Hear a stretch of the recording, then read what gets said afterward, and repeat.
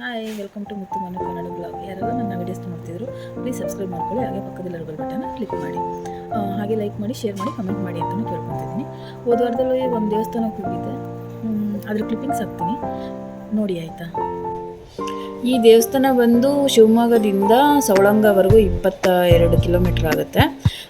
ಸವಳಂಗದಿಂದ ದೇವಸ್ಥಾನಕ್ಕೆ ಹೋಗೋಕ್ಕೆ ಒಂದು 7ರಿಂದ 8 ಕಿಲೋಮೀಟ್ರ್ ಆಗ್ಬೋದು ಅಷ್ಟೇ. ಸವಳಂಗದವರೆಗೂ ಬಸ್ ಸಿಗುತ್ತೆ, ಅದರ ಆಮೇಲೆ ಶೇರ್ ಆಟೋ ಇಲ್ಲ ಆಟೋ ಮಾಡ್ಕೊಂಡು ಹೋಗ್ಬೋದು.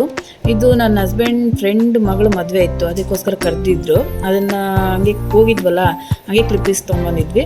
ಅಂದರೆ ಇದು ನಾನು ಸಣ್ಣ ಹುಡುಗಿಯಿಂದನೂ ನೋಡ್ಕೊಂಬಂದಿದ್ದೀನಿ ಈ ದೇವಸ್ಥಾನನ. ಅಷ್ಟು ಇರಲಿಲ್ಲ, ನಾನು ಚಿಕ್ಕವಳಿದ್ದಾಗ ಇಷ್ಟೆಲ್ಲ ದೊಡ್ಡದಾಗಿ ಪ್ರಸಿದ್ಧವಾಗಿರಲಿಲ್ಲ. ಈಗ ತುಂಬ ಚೆನ್ನಾಗಿದೆ. ಮಾಲೆ ಕೂಡ ಹಾಕ್ತಾರೆ ಈ ದೇವಸ್ಥಾನಕ್ಕೆ. ಮಾಲೆ ಹಾಕಿ ಶಿವರಾತ್ರಿಗಿಂತ ಸ್ವಲ್ಪ ಮುಂದೆ ಮಾಲೆ ಹಾಕಿ ಎಲ್ಲರೂ ಬರ್ತಾರೆ, ಕಾಲ್ನಡಿಗೆ ಸಮೇತ ಮಾಡ್ಕೊಂಡು ಬರ್ತಾರೆ. ತುಂಬ ಚೆನ್ನಾಗಿದೆ ದೇವಸ್ಥಾನ. ಇದು ದಾವಣಗೆರೆ ಡಿಸ್ಟಿಕ್ಕಿಗೆ ಸೇರುತ್ತೆ. ತುಂಬ ಚೆನ್ನಾಗಿದೆ. ನಾವು ಹೋದಾಗ ಮದುವೆ ಇತ್ತಲ್ಲ, ಹಾಗಾಗಿ ಜನ ಸ್ವಲ್ಪ ಇದ್ದರು. ತುಂಬ ಚೆನ್ನಾಗಿದೆ ನೋಡಿ, ಗೊಂಬೆ ಎಲ್ಲ ಇದೆ, ತುಂಬ ಚೆನ್ನಾಗಿದೆ. ಅಂದರೆ ವಾತಾವರಣ ಅಂತೂ ತುಂಬ ಚೆನ್ನಾಗಿದೆ, ಒಂಥರ ಕೂಲಾಗಿರುತ್ತೆ. ಅಲ್ಲೋದ್ರೆ ತುಂಬ ನೆಮ್ಮದಿ ಸಿಗುತ್ತೆ. ಮರಿಯಮ್ಮ ದೇವಸ್ಥಾನ ಅಂತ ಇದೆ, ಅಲ್ಲೂ ಹೋಗಿದ್ವಿ. ಅಲ್ಲೂ ಹೋಗಿ ನಮಸ್ಕಾರ ಮಾಡ್ಕೊಂಡು ಬಂದ್ವಿ. ಮದುವೆ 10 ಗಂಟೆಗೆಲ್ಲ ಮುಗ್ದಿತ್ತು. ಆಮೇಲೆ ರಿಸೆಪ್ಷನ್ ಬಂದ್ಬಿಟ್ಟು 12 ಗಂಟೆಗೆ ಅಂತ ಹೇಳಿದರು. ಅಲ್ಲಿವರೆಗೂ ಫುಲ್ ಎಲ್ಲ ನೋಡ್ಕೊಂಬರೋಣ ಅಂತೇಳಿ ಎಲ್ಲ ಕಡೆ ಹೋಗಿ ನೋಡಿದ್ವಿ. ನೋಡಿ, ಇದು ಮರಿಯಮ್ಮ ದೇವಸ್ಥಾನ.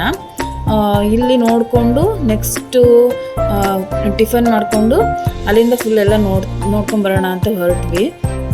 ನೋಡಿ ಎಷ್ಟು ಚೆನ್ನಾಗಿದೆ ಅಂತೇಳಿ. ಹಸು ಎಲ್ಲ ರಿಯಲ್ ಅಂತಲೇ ಅನಿಸುತ್ತೆ, ಅಷ್ಟು ಚೆನ್ನಾಗಿದೆ. ನಮಗಂತೂ ತುಂಬ ಖುಷಿ ಆಯಿತು. ಹೆಂಗಂದರೆ ಟೈಮ್ ಹೋಗಿದ್ದೇ ಗೊತ್ತಾಗಿಲ್ಲ ನನಗೆ. ಅಲ್ಲಿವರೆಗೂ ಅಷ್ಟು ಚೆನ್ನಾಗಿದ್ದು, ಮಧ್ಯಾಹ್ನ ಬರ್ಬೇಕಾದ್ರೆ ನಾವು 2 ಗಂಟೆ ಆಗಿತ್ತು. ಅಷ್ಟು ಚೆನ್ನಾಗಿದೆ ದೇವಸ್ಥಾನ. ಯಾರಾದರೂ ಇಲ್ಲಿಗೆ ಬಂದರೆ ಪ್ಲೀಸ್ ವಿಸಿಟ್ ಮಾಡಿ. ಶಿವಮೊಗ್ಗ ಡಿಸ್ಟಿಕಲ್ಲಿರೋರು ಇರ್ಬೋದು, ಬೇರೆ ಎಲ್ಲಿಂದನಾದ್ರು ಬನ್ನಿ. ತುಂಬ ಚೆನ್ನಾಗಿದೆ ದೇವಸ್ಥಾನ ಇದು. ನೋಡಿ ಹೇಗಿದೆ ಅಂತೇಳಿ. ಇದು ಬಂದ್ಬಿಟ್ಟು ಸಂತ ಅಂತೇಳ್ಬಿಟ್ಟು ಅವ್ರದ್ದು ದೇವಸ್ಥಾನ ಇದು. ಅಲ್ಲಿ ಮಾರಿಯಮ್ಮ ಮುಗಿಸ್ಕೊಂಡು ಇಲ್ಲಿಗೆ ಬಂದ್ವಿ. ಇಲ್ಲಿ ಬಂದು ಇಲ್ಲೂ ನಮಸ್ಕಾರ ಮಾಡಿಕೊಂಡು ನೋಡಿ, ನಮ್ಮ ಹಸ್ಬೆಂಡ್ ಬಂದ್ಬಿಟ್ಟು ನೋಡಿ ನಮಸ್ಕಾರ ಮಾಡ್ತಿದ್ದಾರೆ. ಅವರೆಲ್ಲ ನಮಸ್ಕಾರ ಮಾಡ್ಕೊಂಡು ನಾವೆಲ್ಲ ಕೈಯೆಲ್ಲ ಮುಗ್ದು ನೋಡಿ, ಮಕ್ಕಳೆಲ್ಲ ಮದುವೆ ಮನೆ ಮಕ್ಕಳು ತುಂಬ ಚೆನ್ನಾಗಿ ಆಟ ಆಡಿಕೊಂಡು ಎಷ್ಟು ಖುಷಿಯಾಗಿದ್ದಾರೆ. ತಂಪಾಗಿರುತ್ತೆ ಗಾಳಿ. ಇದು ಬಂದ್ಬಿಟ್ಟು ಸ್ವಲ್ಪ ಮೇಲಿರೋ ಥರ, ಬೆಟ್ಟದ ಮೇಲಿರೋ ಥರ ಫೀಲ್ ಆಗುತ್ತೆ. ಮತ್ತು ಅಲ್ಲಿಂದ ಮುಗಿಸ್ಕೊಂಡು ಇಲ್ಲಿ ಗ್ಲಾಸ್ ಹೌಸ್ ಇದೆ, ಅಲ್ಲಿಗೆ ಬಂದ್ವಿ.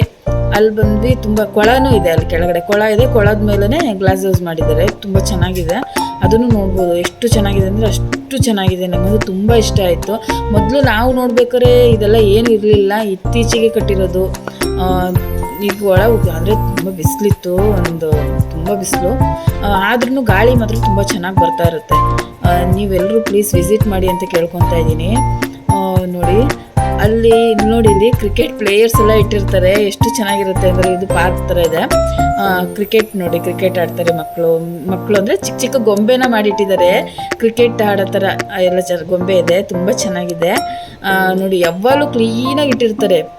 ಅಲ್ಲಿ ಕೆಲಸ ಮಾಡೋಕ್ಕಿದ್ದಾರೆ, ಅಷ್ಟು ನೀಟಾಗಿರುತ್ತೆ. ನಮ್ಗೆ ನೋಡೋಕ್ಕೆ ಖುಷಿ ಆಗುತ್ತೆ, ಅಷ್ಟು ಕ್ಲೀನಾಗಿರುತ್ತಲ್ಲ ಅಂಥೇಳಿ. ನೋಡಿ ಎಷ್ಟು ಚೆನ್ನಾಗಿದೆ. ನಾವು ನಿಜ ಆಟಾಡ್ತಿದ್ದಾರೆ ಅಂತ ಫೀಲ್ ಆಗ್ಬಿಡುತ್ತೆ, ಆ ಥರ ಅಷ್ಟು ಚೆನ್ನಾಗಿದೆ. ಆಮೇಲೆ ಅಲ್ಲಿಂದ ನೋಡಿಕೊಂಡು ಹಾಗೆ ರಿಸೆಪ್ಷನ್ ಸ್ಟಾರ್ಟ್ ಆಯಿತು ಅಂತ ಕರೆದ್ರು. ಹಾಗೆ ಹೋಗಿ ರಿಸೆಪ್ಷನ್ ನೋಡಿಕೊಂಡು ಆಮೇಲೆ ಮತ್ತೆ ಗ್ಲಾಸ್ ಹೌಸಲ್ಲಿ ದೇವಸ್ಥಾನ ಅಂದರೆ ದೇವರುಗಳಿದ್ದಾವೆ, ದೇವರೆಲ್ಲ ನೋಡ್ಕೊಂಬರೋಣ ಅಂತ ಮತ್ತೆ ಹೊರಟ್ವಿ. ಹೋದ್ವಿ. ಫುಲ್ಲು ತುಂಬ ಚೆನ್ನಾಗಿದೆ ದೇವರುಗಳನ್ನು. ನೋಡಿ ಬೇಕಾದರೆ ಎಷ್ಟು ದೇವರಿದೆ ಅಂತೇಳಿ. ಗಣೇಶ, ಶಿವಪ್ಪ, ಮತ್ತು ಅವರು ಬೇರೆ ಬೇರೆ ಹೆಸರನ್ನ ಇಟ್ಟಿದ್ದಾರೆ. ಆದರೆ ನಮಗೆ ಆ ಹೆಸರೆಲ್ಲ ನಮಗೆ ಬರಲ್ಲ. ಅದು ಸ್ವಲ್ಪ ವೀಡಿಯೋಸ್ ಮಾಡಬೇಕಾದ್ರೆ ವೀಡಿಯೋಸ್ ಅದರ ಹೆಸರು ನೋಡಿದೆ, ಬಟ್ ನಮಗೆ ಅದು ಬರ್ತಾ ಇಲ್ಲ. ಅದು ದೇವ್ರ ಹೆಸರು ಅಂದರೆ ಎಲ್ಲ ದೇವ್ರದ್ದು ಹೆಸರು ಬರೆದಿದ್ದಾರೆ ಕೆಳಗಡೆ. ತುಂಬ ಚೆನ್ನಾಗಿದೆ. ದೇವರು ಅಷ್ಟು ಲಕ್ಷಣವಾಗಿದೆ ನೋಡೋಕ್ಕೆ. ನಮಗಂತೂ ತುಂಬ ಅಂದರೆ ತುಂಬ ಖುಷಿ ಆಯಿತು. ನೋಡಿ, ನನ್ನ ಹಸ್ಬೆಂಡ್ ಹೋಗ್ತಾ ಇದ್ದಾರೆ ನೋಡೋಕ್ಕೆ ಅಂತೇಳಿ. ಇದೇ ಗ್ಲಾಸ್ ಹೌಸು. ಹಾಗೆ ಅಲ್ಲಿ ಜೇನುಹುಳನೂ ಕಟ್ಟಿತ್ತು. ಅವರು ಸೆಕ್ಯೂರಿಟಿ ಇದ್ದರು, ಅವ್ರು ಹೇಳಿದ್ರು ಏನು ನೀವು ಡಿಸ್ಟರ್ಬ್ ಎಲ್ಲ ಮಾಡಬಾರ್ದು, ಮಾಡಿದ್ರೆ ಜೇನುಹುಳ ಎಲ್ಲ ಎದ್ಬಿಡುತ್ತೆ ಅಂತೆಲ್ಲ ಹೇಳಿದ್ರು. ನಾವು ಅದಕ್ಕೆ ಏನೂ ಡಿಸ್ಟರ್ಬ್ ಮಾಡಿಲ್ಲ, ಸುಮ್ಮನೆ ಒಳಗೆ ಹೋಗಿ ಎಲ್ಲ ನೀಟಾಗಿ ನೋಡಿಕೊಂಡು ನೋಡಿ, ನಮ್ಮ ಶಿವಪ್ಪ ಎಲ್ಲ ನೋಡಿಕೊಂಡು ನೀಟಾಗಿ ಎಲ್ಲ ಓದ್ಕೊಂಡ್ವಿ, ಎಲ್ಲ ದೇವ್ರ ಹೆಸ್ರು ಓದ್ಕೊಂಡು ಕೈ ಮುಕ್ಕೊಂಡು ಅಲ್ಲಿಂದ ಮತ್ತೆ ಹೊರಟ್ವಿ. ಮತ್ತೆ ಹೋಗಿ ನೋಡಿ ಗಣೇಶಪ್ಪ ನೋಡಿ ಎಷ್ಟು ಚೆನ್ನಾಗಿದ್ದಾರೆ. ಅವ್ರನ್ನ ನೋಡ್ಕೊಂಡು ಎಲ್ಲರೂ ನೋಡ್ಕೊಂಡು ಕೊಳ ನೋಡ್ಕೊಂಡು ಅಲ್ಲಿಂದ ಸೀದಾ ಮತ್ತೆ ಅಕ್ಕನ ಮನೆ ಗೃಹಪ್ರವೇಶ ಇತ್ತು, ಅಲ್ಲಿಗೆ ಹೋದ್ವಿ. ಅಲ್ಲೋಗಿ 2 days ಅಲ್ಲೇ ಇದ್ವಿ. ಆಮೇಲೆ ಮತ್ತೆ ಅಲ್ಲಿಂದ ಮುಗಿಸ್ಕೊಂಡು ಮತ್ತೆ ಮನೆಗೆ ಬಂದಿದ್ದಾಯಿತು. ಮಕ್ಕಳು ಕೂಡ ಬಂದಿದ್ದರು, ಆದರೆ ಅವರು ಇಲ್ಲಿಗೆ ಮದುವೆಗೆ ಅಂತೇಳಿ ಬಂದಿರಲಿಲ್ಲ. ಅಕ್ಕನ ಮನೆಯಲ್ಲೇ ಬಿಟ್ಟು ಹೋಗಿದ್ವಿ. ಅಕ್ಕನ ಮನೆ ಬಂದು ಸವಳಂಗದಲ್ಲೇ ಇದ್ರಿಂದ ಸವಳಂಗದಲ್ಲಿ ಬಿಟ್ಟು ನಾನು ನನ್ನ ಹಸ್ಬೆಂಡ್ ಮದುವೆ ಮುಗಿಸ್ಕೊಂಬರೋಣ ಅಂತ ಬಂದಿದ್ವಿ. ಮದುವೆ ಮುಗಿಸ್ಕೊಂಡು ಲಾಸ್ಟಿಗೆ ಸವಳಂಗ ಬಂದು ಸವಳಂಗದಲ್ಲಿ ಗೃಹಪ್ರವೇಶ ಇತ್ತು, ಅದನ್ನು ಮುಗಿಸ್ಕೊಂಡು ನಮ್ಮ ಭದ್ರಾವತಿಗೆ ಬಂದ್ವಿ ನಾವು.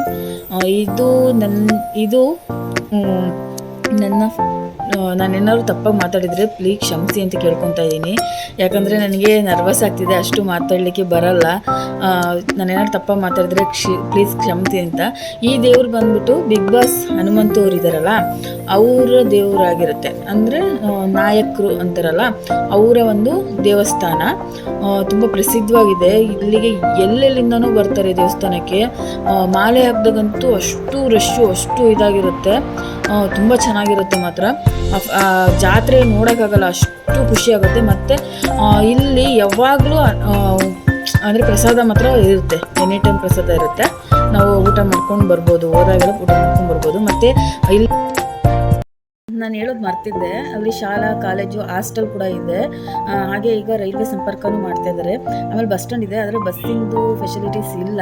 ಅಲ್ಲಿ ಪಕ್ಕದಲ್ಲಿ ಸೂರಗೊಂಡನಕೊಪ್ಪ ಅಂತ ಇದೆ, ಅಲ್ಲಿಗೆ ಮಾತ್ರ 2 ಬಸ್ಗಳು ಬರ್ತವೆ ಅಂತ ಅನಿಸುತ್ತೆ. ನಾನೇನಾದ್ರು ಈ ವಿಡಿಯೋಸಲ್ಲಿ ನಾನೇನಾದ್ರು ತಪ್ಪಾಗಿ ಮಾತಾಡಿದರೆ ಪ್ಲೀಸ್ ಕ್ಷಮಿಸಿ ಅಂತಲೂ ಕೇಳ್ಕೊತಿದ್ದೀನಿ. ಹಾಗೆ ನನ್ನ ಚಾನಲ್ನ ಸಬ್ಸ್ಕ್ರೈಬ್ ಮಾಡ್ಕೊಳ್ಳಿ. ನನ್ನ ಚಾನಲ್ ನೇಮ್ ಬಂದು ಮುತ್ತು ಮನು ಕನ್ನಡ ಬ್ಲಾಗ್ ಅಂತೇಳಿ.